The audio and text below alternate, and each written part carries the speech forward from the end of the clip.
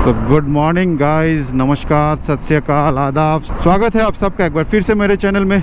आज एक नए टॉपिक लेके आए हैं। हालांकि मैं एक राइड पे आया हूँ तो मैं सोचा कि आप लोग से थोड़ा बहुत बात भी कर लूँ, एक नए टॉपिक के बारे में बात करूँ, और वो है वेजिटेबल्स।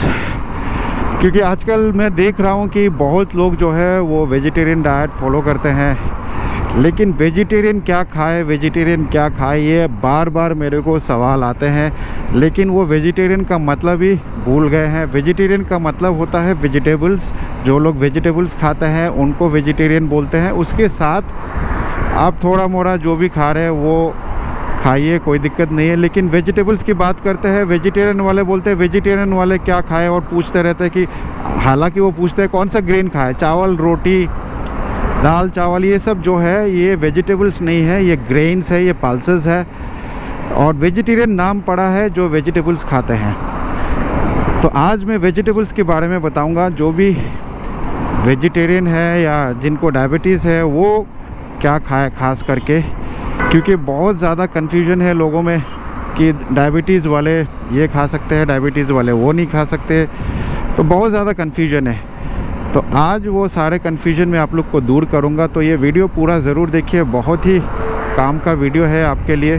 तो सबसे इम्पॉर्टेंट है कि आपको ग्लाइसीमिक इंडेक्स और ग्लाइसीमिक लोड के बारे में पता होना चाहिए। इसके लिए मैंने बहुत सारे वीडियोस बनाए हैं। तो मेरा डायफिट चैनल आप लोग देखिए, वहाँ पे जाके सारे वीडियोस देखिए तो आप लोग को ग्लाइसीमिक इंडेक्स और ग्लाइसीमिक लोड का कॉन्सेप्ट क्लियर हो जाएगा। अगर ग्लाइसीमिक इंडेक्स और ग्लाइसीमिक लोड का कॉन्सेप्ट आपने समझ लिया तो फिर आप कुछ भी खा सकते हैं कैलकुलेशन करके, ठीक है। लेकिन मैं अभी यहाँ पे इस टॉपिक पे, इस वीडियो पे, इस ब्लॉग पे मैं ग्लाइसीमिक इंडेक्स, ग्लाइसीमिक लोड के बारे में डिस्कस नहीं करूँगा।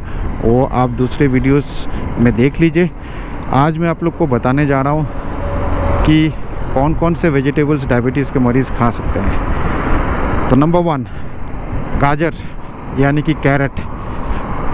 हाँ जी, बिल्कुल सही सुना आपने, गाजर बिल्कुल खा सकते हैं। गाजर में आपको कैरोटीनॉइड्स मिल जाते हैं जो कि आपके आँखों के लिए बहुत अच्छा है। विटामिन ए है उसमें, आपकी सेहत के लिए बहुत अच्छा है। एंटीऑक्सीडेंट्स है, विटामिन्स, मिनरल्स मिलते हैं उसमें। तो गाजर ज़रूर खाइए। गाजर का ग्लाइसीमिक लोड ज़्यादा नहीं है।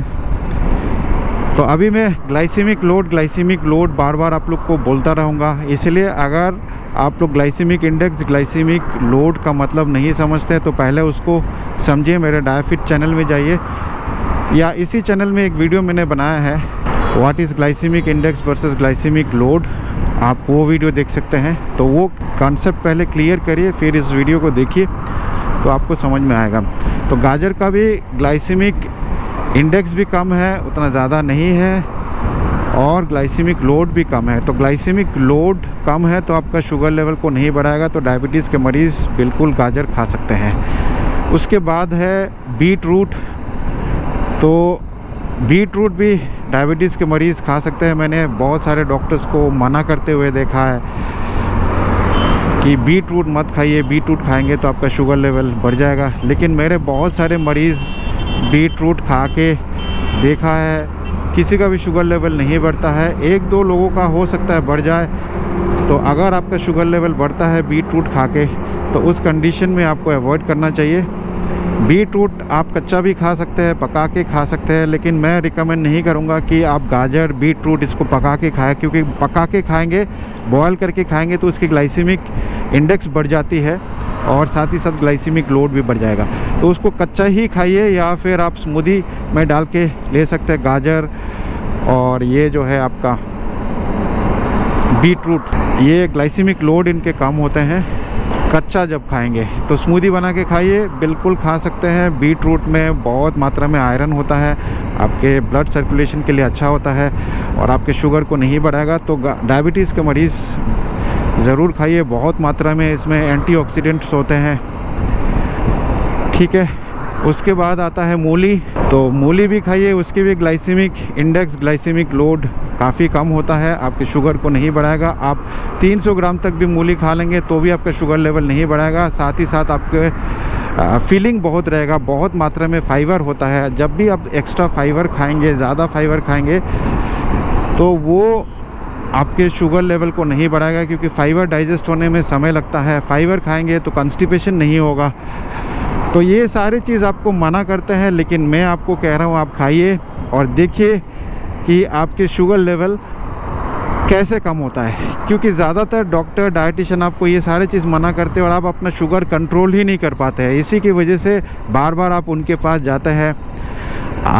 ऐसा लगता है कि आप दवाई खा रहे हैं, सही कर रहे हैं, सब कुछ सही कर रहे हैं, लेकिन फिर भी आपका शुगर कंट्रोल क्यों नहीं हो रहा है? वो इसलिए नहीं हो रहा है क्योंकि आपको वो सारे चीज़ जिसकी वजह से शुगर कंट्रोल होता है वो आप लोग को मना कर देते हैं। आपके दिमाग में एक भय घुसा दिया है कि ये खाएंगे तो शुगर बढ़ेगी, जबकि ये नहीं खा रहे तब भी शुगर लेवल बढ़ रहा है। सोच के देखिए, सोचिए कि आपको जो चीज़ परहेज़ करने के लिए बोला है, सारे चीज़ आप परहेज़ कर रहे हैं, लेकिन फिर भी शुगर बढ़ रहा है। ऐसा क्यों? ऐसा इसीलिए क्योंकि आप लोग वो चीज़ नहीं खा रहे जो आप लोग को खाना चाहिए। तो प्लीज़ खाइए, वो सारे चीज़ खाइए जो मैं आपको बता रहा हूँ। उसके बाद है टमाटर।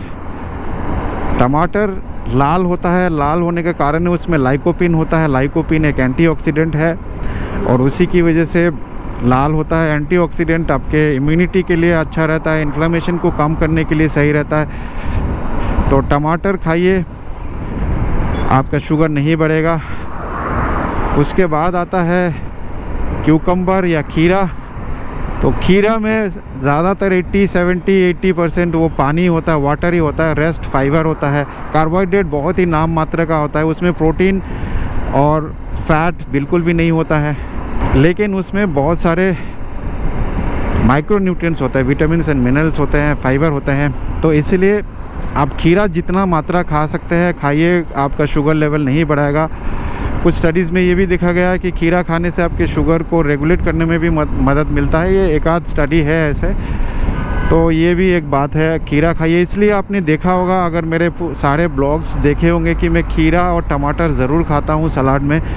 तो खीरा और टमाटर खाएंगे तो आपकी शुगर लेवल को नहीं बढ़ाएगा, ठीक है। उसके बाद आता है करेला।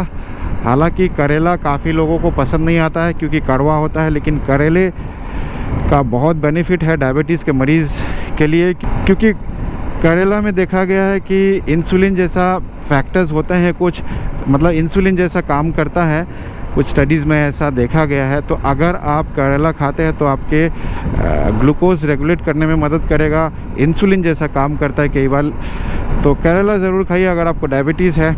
लेकिन जूस मत पीजिए, जूस पीने से उसमें से फाइबर निकल जाता है, उसमें कार्बोहाइड्रेट के अलावा और कुछ नहीं होता है, और काफ़ी मात्रा में आपके माइक्रोन्यूट्रिएंट्स भी निकल जाते हैं, और हो सकता है कि उससे आपकी शुगर लेवल बढ़े। और काफ़ी लोग बिज़नेस करना शुरू कर दिया है करेले का जूस। हाँ, जिसको देखो करेले का जूस, करेले का जूस। आपको ख़रीदना नहीं है, करेले का जूस नहीं ख़रीदना है, ये गलती मत करिए, पैसा मत बर्बाद करिए।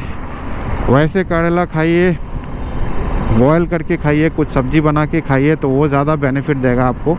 उसके बाद है लेट्यूस। हालांकि लेट्यूस हर जगह पे नहीं मिलता है, लेकिन लेट्यूस एक बहुत ही अच्छा सोर्स है सलाद के लिए। सलाद में यूज़ होता है बहुत ज़्यादा, और कार्बोहाइड्रेट बिल्कुल भी नहीं होता है, शुगर लेवल नहीं बढ़ाएगा, बहुत फीलिंग रहता है, बहुत फाइबर रहता है, एंटीऑक्सीडेंट होता है। तो लेट्यूस ज़रूर खाइए, लेट्यूस आप खा सकते हैं। लेट्यूस से आपका शुगर नहीं बढ़ाएगा। सलाद के साथ आप उसको खाइए, अगर मिलता है तो खाइए, नहीं मिलता तो ज़रूरी नहीं है खाना, लेकिन आप खा सकते हैं। उसके बाद है जुकूनी। जुकूनी एक खीरा जैसा होता है, वो भी एक बहुत ही अच्छा वेजिटेबल है। उससे आपकी शुगर नहीं बढ़ेगी, उसमें फाइटोकेमिकल्स, एंटीऑक्सीडेंट्स भरपूर मात्रा में होता है, आपकी इम्यूनिटी बढ़ाएगा। तो जुकूनी ज़रूर खाइए अगर मिलता है। उसके बाद आता है बैगन। काफ़ी लोग बैगन नहीं खाते हैं, लेकिन बैगन खाएंगे तो आपकी शुगर नहीं बढ़ाएगा। बैगन को फ्राई करके, बॉयल करके, भरता बना के, जैसे आपको ठीक लगे आप बैगन खाइए, आपको अच्छा लगेगा और आपकी शुगर लेवल को भी नहीं बढ़ाएगा। उसके बाद आप ले सकते हैं भिंडी।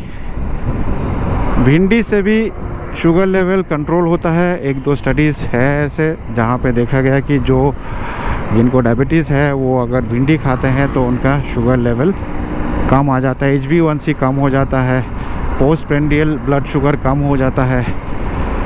तो आप भिंडी भी खा सकते हैं, भिंडी खाना चाहिए। हालांकि हमेशा आपको भिंडी नहीं मिलेंगे, लेकिन सीज़न में आप भिंडी ज़रूर खाइए। उसके बाद है कॉलीफ्लावर या गोभी। अभी गोभी का सीज़न आने वाला है, सर्दी का मौसम है तो गोभी का मौसम शुरू हो रहा है। गोभी खाइए। अब गोभी का नाम लेते ही बहुत सारे लोग जो है वो कहते हैं सर मुझे तो थायराइड भी है, तो क्या मैं गोभी खा सकता हूँ? तो अगर आपको थायराइड है तो भी आप गोभी खा सकते हैं, क्योंकि बहुत मात्रा में गोभी खाएंगे तो प्रॉब्लम है, थोड़े मात्रा में गोभी खाने से कोई प्रॉब्लम नहीं है। तो बिल्कुल गोभी खाइए। गोभी एक बहुत ही बढ़िया वेजिटेबल है, कार्बोहाइड्रेट बिल्कुल नहीं है, बहुत टेस्टी है। बहुत तरीके से आप गोभी बना सकते हैं और गोभी खाएंगे तो आपका शुगर लेवल बिल्कुल नहीं बढ़ेगा। आप ट्राई करके देखिए। उसके बाद आता है पत्ता गोभी। पत्ता गोभी भी एक क्रूसीफेरस वेजिटेबल है, उससे भी आपकी शुगर नहीं बढ़ेगी। उसमें भी विटामिन्स मिनरल्स सब मिल जाते हैं, एंटीऑक्सीडेंट मिल जाते हैं, तो ये ज़रूर खाइए। फिर आता है ब्रोकोली। ब्रोकोली भी एक क्रूसीफेरस वेजिटेबल है, लेकिन ब्रोकोली काफ़ी महंगा आता है। तो अगर आप ब्रोकोली अफोर्ड नहीं कर सकते तो कोई बात नहीं, आप कॉलीफ्लावर खाइए, गोभी खाइए, पत्ता गोभी खाइए, उससे भी आपको अच्छा न्यूट्रिएंट्स मिल जाएंगे। लेकिन अगर आप अफोर्ड कर सकते हैं तो ब्रोकोली बहुत अच्छा है। ब्रोकोली में बहुत मात्रा में एंटीऑक्सीडेंट्स होते हैं, बहुत मात्रा में एंटीऑक्सीडेंट होते हैं, इसीलिए इसका कीमत थोड़ा सा ज़्यादा है। तो अगर आप अफोर्ड कर सकते हैं तो बिल्कुल खाइए, कोई प्रॉब्लम नहीं है। तो दोस्तों ये है कुछ इम्पोर्टेंट वेजिटेबल्स। हालांकि मैं नाम लेते लेते थक जाऊंगा, ये वीडियो बहुत लंबा हो जाएगा, तो कम से कम इतना वेजिटेबल्स तो ज़रूर खाइए। इसके अलावा भी और भी बहुत सारे वेजिटेबल्स हैं जो आप खा सकते हैं, लेकिन मैं सारे चीज़ का नाम यहाँ पे नहीं ले पा रहा हूँ, क्योंकि अगर मैं सारे वेजिटेबल्स का नाम गिनाऊँ तो ये वीडियो ख़त्म ही नहीं होगा, 2 घंटा का वीडियो बन जाएगा। क्योंकि आप सारे वेजिटेबल्स खा सकते हैं, मोटा मोटी आप ये समझ लीजिए कि आप सारे वेजिटेबल्स खा सकते हैं, ठीक है, कोई प्रॉब्लम नहीं है। तो उम्मीद करता हूँ ये ब्लॉग भी आपको अच्छा लगा होगा। इस ब्लॉग से भी आपने बहुत कुछ सीखा होगा। अब आपको समझ में आ गया होगा कि कौन सा वेजिटेबल्स आप खा सकते हैं, खाना चाहिए।